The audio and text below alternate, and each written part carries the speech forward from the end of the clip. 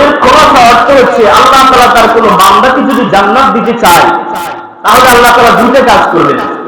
একটা হচ্ছে বান্দার সমস্ত নেককে আল্লাহ তাআলা শত শত গুণ, হাজার হাজার গুণ, লক্ষ লক্ষ গুণ, কোটি কোটি গুণ বৃদ্ধি করে দেবেন, সুবহানাল্লাহ। দ্বিতীয় হচ্ছে বান্দার যে গুনাহগুলো আছে ওই গুনাহগুলোকে আল্লাহ তাআলা পরিপূর্ণ মাফ করে দেবেন, সুবহানাল্লাহ। এদিকে আল্লাহ তাআলা বলেন, মাঝে আল্লাহ তাআলা এক বান্দাকে ডাকবেন, বান্দাকে ডেকে ওই বান্দার প্রতি আল্লাহ তাআলা সবচেয়ে ক্ষুদ্র ছোট যে নিয়ামতটা দুনিয়াতে দিয়েছেন আল্লাহ তাআলা ওই নিয়ামতকে ডাকবেন, ওই নিয়ামতকে বলবেন তুমি তোমার বিনিময় তার থেকে আদায় করে নাও।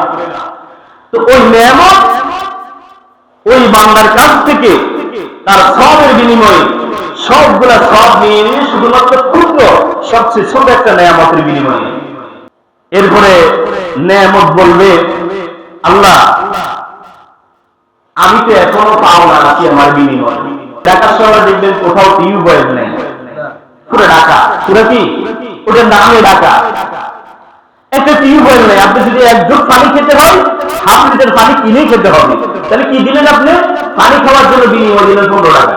হাফ লিটার একটা পানির দাম 15 টাকা, 10 টাকা দিলে আর 5 টাকা পানা থাকে। তো আল্লাহ তাআলা ছোট্ট থেকে ছোট্ট একটা নিয়ামতের বিনিময়ে যদি আমার আপনার থেকে চাই তাহলে আমার আপনার সমস্ত সবের খুশি হয়ে যাবে।